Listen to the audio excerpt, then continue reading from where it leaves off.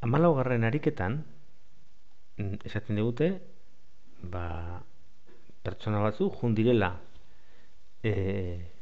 kafetegi batera eta taberna batera, eta hor te bakoitzak balio dau 1,1 euro, eta opil bakoitzak balio dau 2,1 euro. Eta esaten digute, denek hartu dabela gauza bera.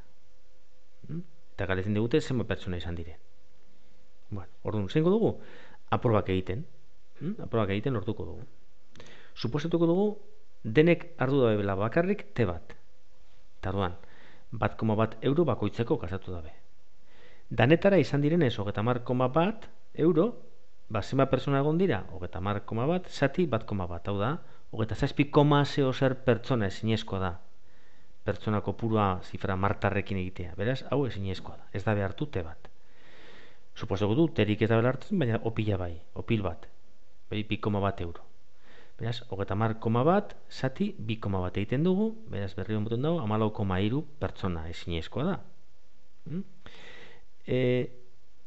Hemen aprobak egiterakoan, batzuk ikasiko zuia zuzenean, bite eta opil bat, 4,3 euro, beraz hau da 7 pertsona. Holan, dakizuelako, nik modifikatzen baditut hemengo balioak, ja ez da izango bite eta opil bat. Zein behar dugu? Kasuak modu ordenatu batean jun ipintzen.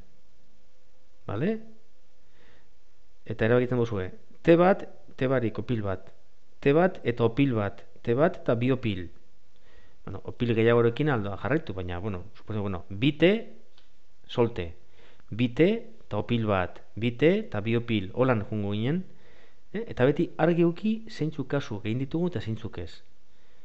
Hemen batzutan, azten ditugu hartzen gauzak orden barik, eta arun geratzen da, galtzen dugula, nun gauden, eta zenbat kasua aztertu ditugun, eta zeinetan ez dan urten, eta hoien artetik baten bat ez dugun egin aproba.